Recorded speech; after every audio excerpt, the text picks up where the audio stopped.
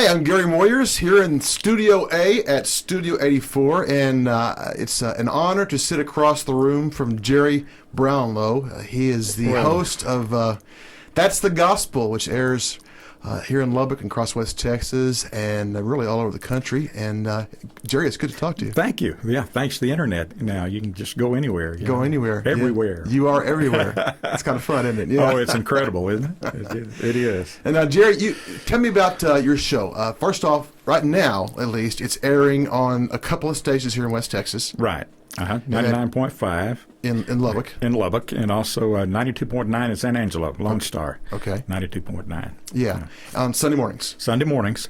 And right now, both stations the same time, 7 to 9 every Sunday morning. Right. And now, and we're actively recruiting other stations. You know, if you're watching this, if you're watching this and you're with a station, you really want to pick up That's the Gospel, because it is an amazing show. We're going to talk more about it here as we go. So now, it had its roots in what? Oh, wow. You know, been a musician all my life in radio.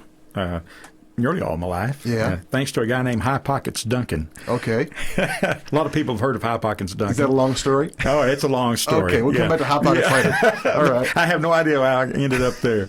But anyway, I just decided one day to do a gospel show, and it started as Jerry's West Texas Gospel Show for a long time, and I did some live gospel concerts at First Baptist Church here in Lubbock, they were very successful, and I was amazed how the show took off. The ratings were great, and then we decided to maybe see if we couldn't get this all over, the country.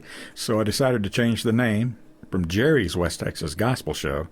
That's made it sort of just in this area to my wife came up with Jan with That's the Gospel, and I said, hey, that's perfect. So that's where it's at right now. And so you lived in, of course, you were doing this in Lubbock for a long time, and then you were in San Angelo for what, 2 years? About a year, and you did the same kind of show there, and that's basically why you're airing both in Lubbock and San Angelo right now. At what point did the name change? When I moved back to Lubbock from San Angelo, we decided to try to get the show syndicated. That's what we're working on right now to get it. And that's why we decided to change the name from Jerry's West Texas Gospel Show to That's the Gospel. Yeah, because it could be, because that's what it's all about. It's the gospel. It's not about Jerry's show. Right.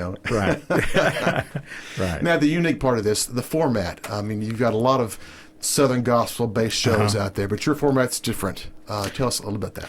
Well, I love all kinds of music, and I think God speaks in music. That's the best way, in my opinion, and I love all kinds of music. And my favorite, of course, I like others more than others, but Southern gospel is my favorite, and bluegrass gospel. There you go. But there's so much other contemporary that is just wonderful music, and I feature all of it.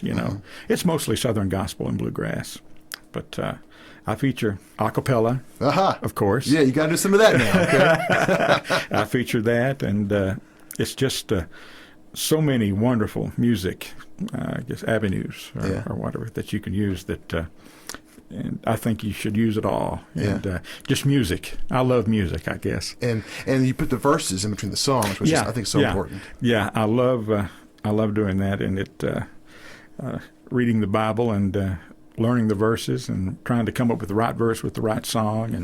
And just about any verse will go with just about any song. If you the message is the same.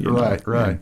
And that's what we're after as a ministry, to touch people's lives, and I think through music is a very strong way to do that, and that's what I want to do. Let's step back in time a little bit, because I know you got a pretty deep history with music. You kind of touched on it a second ago, but at one point you really took off as a professional.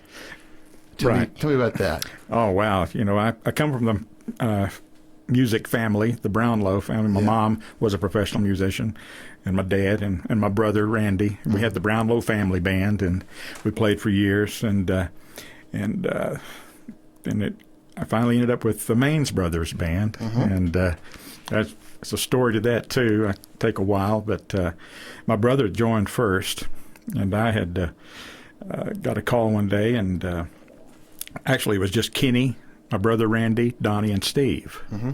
And they called me one day, and I had had a serious accident with my arm. Mm-hmm. I didn't know if I was going to keep my arm.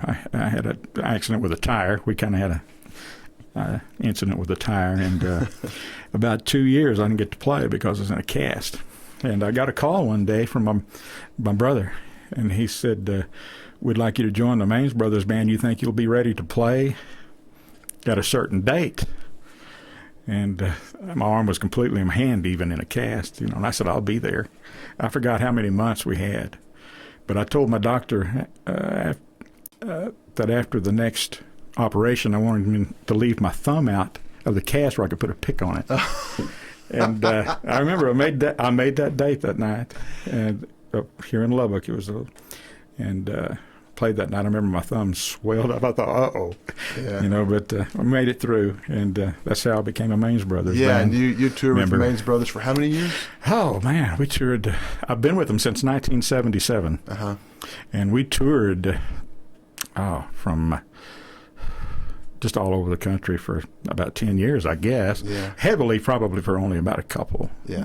Heavy touring when we was with Mercury Polygram. Polygram, yeah. And y'all recently had a reunion on the Texas Boys Ranch Telethon. That's right. That was fabulous. Yeah, we love doing that. We'll do it about maybe once or twice a year, if something comes up. Get the band back together. Trying to get Lloyd and Richard and everybody into town. And when we get together, we don't perform as the Maines Brothers Band until we can have all the original members. Right. Yeah. So at what point...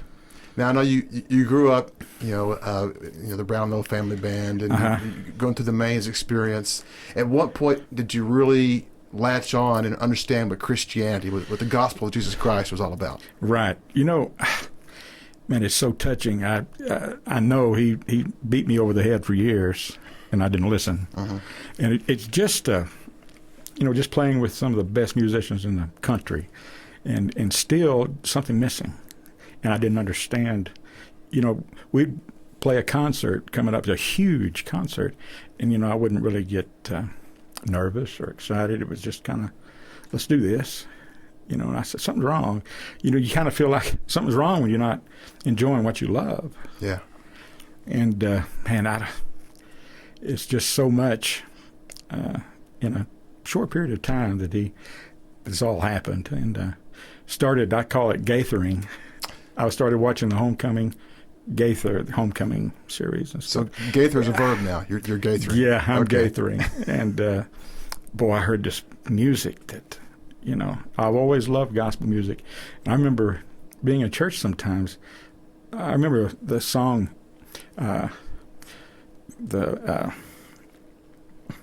Come. But there's several songs there at the invitation. And man, just tears. Mm-hmm. I couldn't hold it back. And I never knew why it was so touching. Now I know. Yeah. He was speaking to me then. And I remember the first song I learned as far as a gospel song. I heard Cynthia Clausen. And one day I said, my goodness, it was just overwhelming. And it was Hear the Voice of My Beloved. Mm-hmm. And I just thought that was a beautiful song. And she sang Rock of Ages. But that was the first song I ever learned as far as a gospel song was The Voice of My Beloved. Well, God is using you to touch, I think more folks than you even imagine. Sometimes it's amazing. You sometimes you feel like you're in your own little world, nobody's listening, and then you'll be at the grocery store. I remember when I decided to do That's the Gospel seriously and do what we're doing right now, I was at a store, and my wife and I were in there, and I remember this little elderly lady came up to me and said, "Are you Jerry Brownlow?" And I said, "Yes, ma'am." She said, "I want you to know how much I enjoy your show."